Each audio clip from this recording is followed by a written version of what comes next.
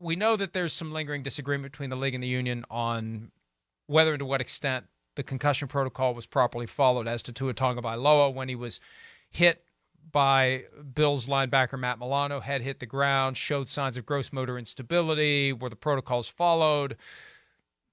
Something else, though, Chris, that is lingering. And I've said before, the UNCs, unaffiliated neurotrauma consultants, are the next battleground. Here's something D. Smith had to say yesterday about the control the NFL has been trying to exert over the UNCs, who technically work for both the league and the union, but there's kind of a vibe that maybe the league thinks they control the UNCs. Have a listen.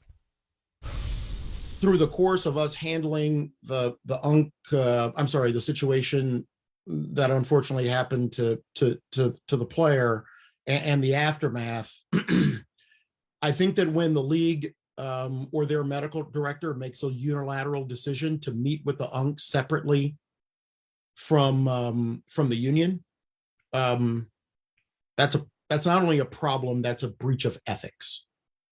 And thankfully, Roger shut that down, and that meeting didn't occur. Am I a little concerned that the league's medical director, for some reason, thought that he could meet with the Unks on his own without the union? Yes.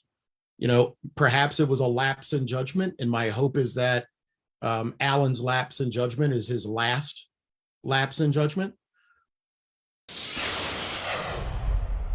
So there's a subtlety there to what DeMaurice Smith is saying. I'll be less subtle. He's saying that Alan Sills, the NFL's chief medical officer, tried to meet directly and exclusively with the unaffiliated neurotrauma consultants without the union being involved, which is just stunning. Stunning, because the UNCs work for the league and the union. And the closest thing the player has to an advocate in the room is the UNC, because the team doctor is there, the player's there, and the player wants to play. The UNC has to be the adult in the room. And if the NFL is trying to exert control over these folks, and to Roger Goodell's credit, and this is based on what DeMaurice Smith said, Goodell blocked that from happening. I think he recognized this is wrong.